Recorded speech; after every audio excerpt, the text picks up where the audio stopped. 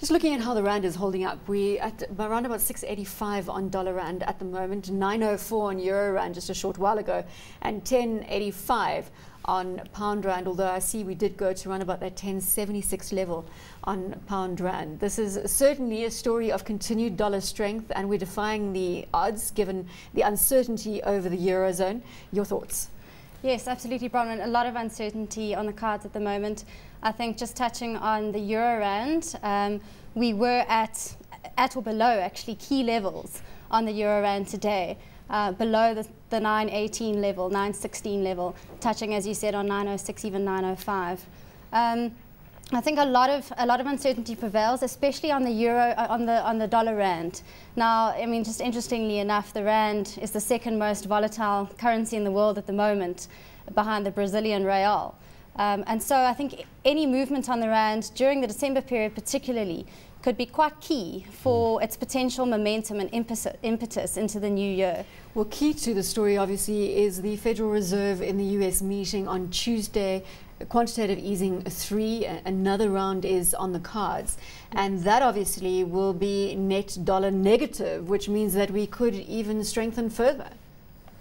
Absolutely, I wouldn't be surprised. I was having a look at the key technical levels today, touching on 685 obviously today. If we do see another movement downwards, I think we could definitely go down to 76 levels and potentially even below that.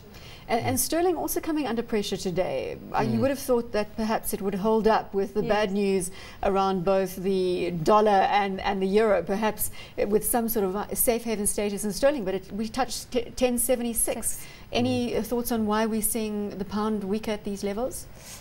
Bronwyn, to be honest with you, I think the concern more at the moment is around, of course, we are very concerned in the Eurozone. You've got the Irish bailout crisis at the moment. Investors globally are searching for the next bet. They're searching for yield. They're searching for a safe haven. There's certainly a risk aversion away from government debt globally. And quite interestingly on that front, we're actually seeing South Africa, for example, we saw a net inflow into the fixed income market alone this year of up to 87 billion rand. That's more than we've ever had since 1995 in one calendar year alone. What's been happening recently, however, is global risk aversion away from government debt into the equities market locally.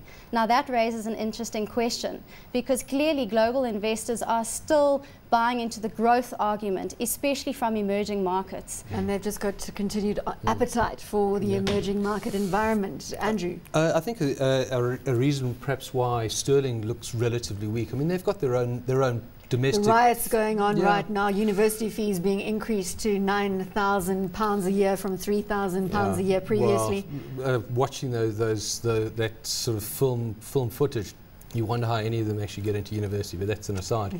No bashing of nationalities on this news desk, but there are a lot of attachment points in Britain to Europe. As Sally mentioned, Ireland, I mean, the British bank exposure to Ireland is enormous. So the systemic risk, in other words, is enormous. Yeah, I mean, the correlation between sterling and euro has got to be up at 90 something. So if euro does show sustained weakness, and there's sort of real issues within the euro, and they come to the fore, sterling's not going to strengthen dramatically in the face of that. The trend that we're seeing at the moment is that typically with risk aversion in the system, we would see the rand coming under pressure across the board, because there's always been a barometer of the level of risk out there. But that is not happening anymore. We seem to be defying the odds. Absolutely. It's been certainly an interesting period for currency analysts and economists alike. I must admit, I really do pity people who have to forecast a level on the rand, because it really is unpredictable at the moment.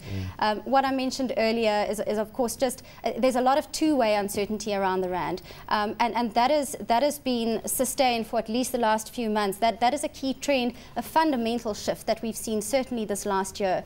If you have a look at the probability bands, for example, and going back to Statistics 101, and forecasting where the rand could be at any given moment over the next few months at a 95% confidence level, for example, the rand could be anywhere against the dollar, between 10.50 and 5.50. So take your pick. You could drive a bus through that.